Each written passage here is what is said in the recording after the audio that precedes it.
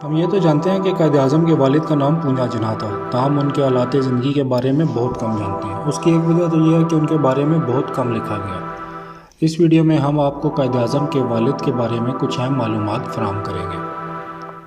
पूंजा जिन्ना के वालिद पूंजा मेघजी काठियावाड़ से कराची आए।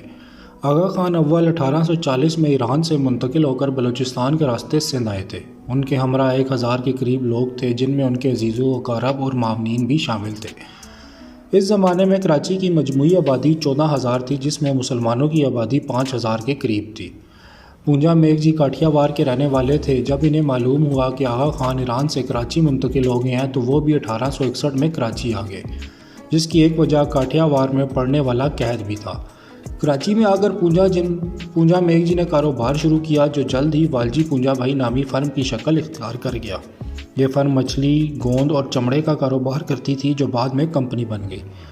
पूंजा मेघजी के सबसे छोटे बेटे का नाम जीना भाई था, जिसने चर्च मिशन स्कूल, जो कराची का पहला अंग्रेज़ी स्कूल था, में तालीम हासिल की और फिर इसी स्कूल में उस्ताद बन गए। शहर में उनकी दोहरी इज्जत थी। एक तो उनका ताल्लुक़ शहर के मरूफ कारोबारी ख़ानदान से था, दूसरा वो पढ़े लिखे भी थे, जिसकी वजह से जब जीना पूंजा का रिश्ता आगा खान के वज़ीर जुम्मा मूसा के घर से मांगा गया, तो उन्होंने एक लम्हे में अपनी बेटी शीरी के लिए हाँ कह दी।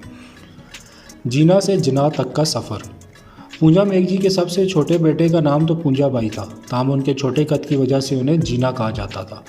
गुजराती में जीना दुबले पतले को कहते हैं। जीना पूंजा के ससुराल वाले फ़ारसी दान थे। उन्होंने उसको अरबी का लफ्ज़ जिना समझना शुरू कर दिया, जिसके मानी बाजू के हैं। इस तरह वो जीना पूंजा से पूंजा जिन्ना कहलाए जाने लगे।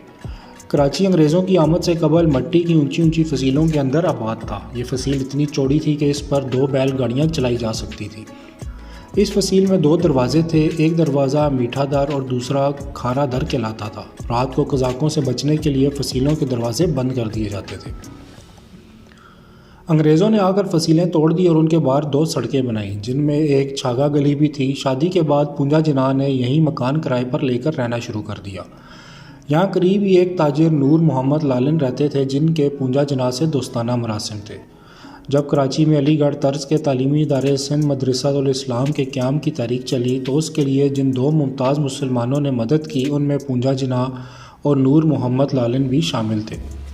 छागला गली वाले इसी मकान में पूंजा जिन्ना के घर 25 दिसंबर 1876 को एक बच्चा पैदा हुआ, जिसका नाम उसके मामू कासिम मूसा ने मोहम्मद अली रखा, जिसे बाद में जिन्ना भाई का लायका भी शामिल हो गया।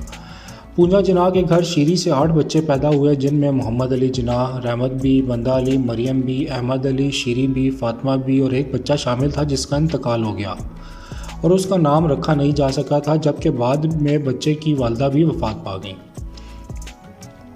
कारोबार में रुजो ज़वाल।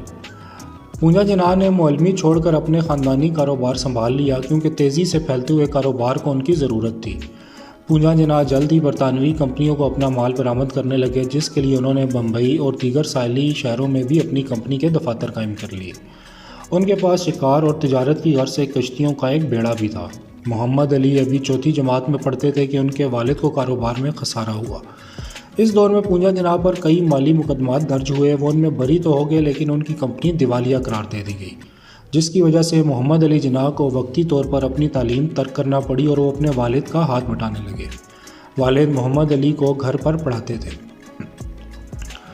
जिन्ना की लंदन रवानगी से पहले माँ की शर्त। आला तालीम के लिए जब पूंजा जिन्ना ने अपने बेटे को वलायत भेजने का फ़ैसला किया, तो उनकी वालदा ने शर्त रख दी कि पहले मोहम्मद अली की शादी होगी तो वो वलायत जा सकेंगे, क्योंकि उन्हें एक तो अंदेशा था कि वलायत से वो कोई गोरी साथ न ले आए, दूसरा वालदा को ये भी शुबा था कि जब वो वलायत से आए तो पता नहीं वो ज़िंदा भी होंगी या नहीं। इस वक्त जिन्ना की उम्र 16 साल के लगभग थी और उनकी दुल्हन की उम्र 9-10 साल थी, जो बम्बई के दौलतमंद ताजिर लेरा खेमजी की बेटी थी।